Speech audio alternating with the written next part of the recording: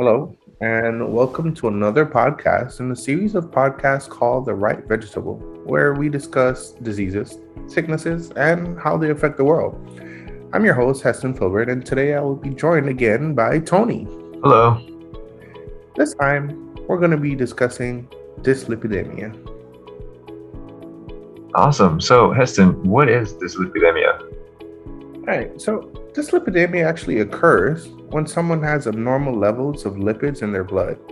So, while that term describes like a wide range of conditions, the most common forms of dyslipidemia are high levels of low density lipoproteins. I think most people know it as LDL, and then there are the high levels of high density lipoproteins, and most people know that as HDL.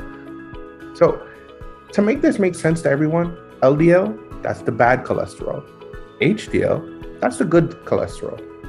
And then finally, we have the high levels of triglycerides. Now, healthy blood lipid levels naturally vary from person to person. However, people with high LDL and triglycerides or very low HDL levels tend to have a higher risk of developing arteriosclerosis. I'm pretty sure you guys know what that means. Basically, it's like clogging of your blood vessels, your blood can't flow anymore, and that leads to heart attacks and strokes. So, Tony, is this disease hereditary? Or, like, what's the etiology of it? Well, dyslipidemia is classified as primary and secondary, and they're due to mutations in the genes that encode the proteins that are responsible for lipoprotein metabolism, and that's going to generate what we call hypertriacglycerimia, or we can just call it low HDL. Now, primary low HDL is going to be caused by high levels of LDL, and that's going to be due to defects in the LDL receptor. Now, what we have is primary hypertriglycerimia, and that's what we're going to be known as high HDL. That's going to be caused by various alterations such as overproduction of VLDL cholesterol and mutations in the lipoprotein lipase. Now, there's others known as like mixed hyperlipidemias, such as familiar dysbeta lipoproteinemia, which is going to be a product of a defect in ApoE, which is going to be like known as a LDL receptor. Now, all these are many common causes of what we know as dyslipidemia. And now that we know what it is and how it's caused, Heston, what are the groups that is most commonly affected?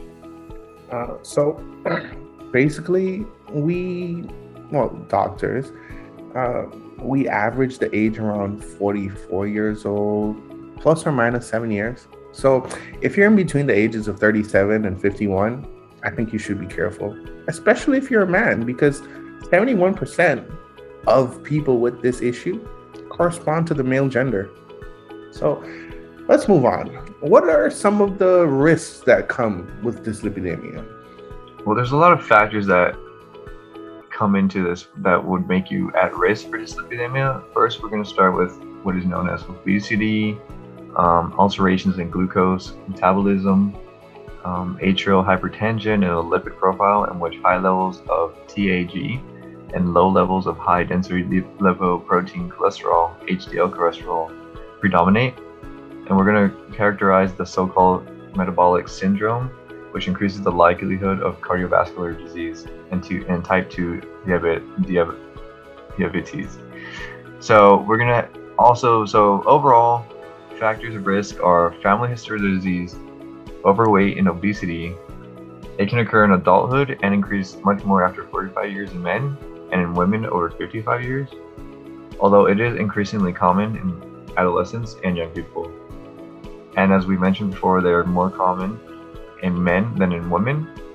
Another risk is physical inactivity or sedentary lifestyle, and obviously a diet rich in saturated fats such as animal fats.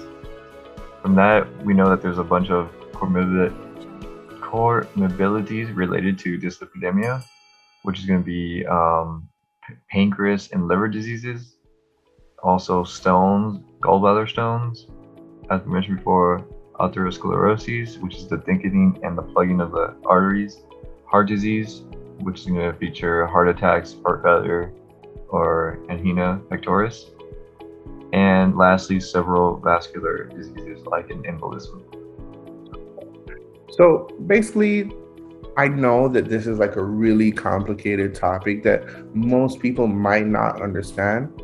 But the next time that you look at like some results, some blood tests that you get from your doctor, just remember this: LDL, bad; HDL, good.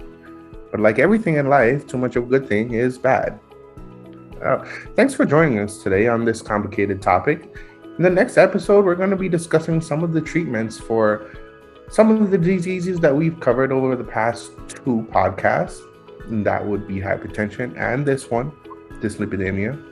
Remember, eat right, exercise, and this has been The Right Vegetable.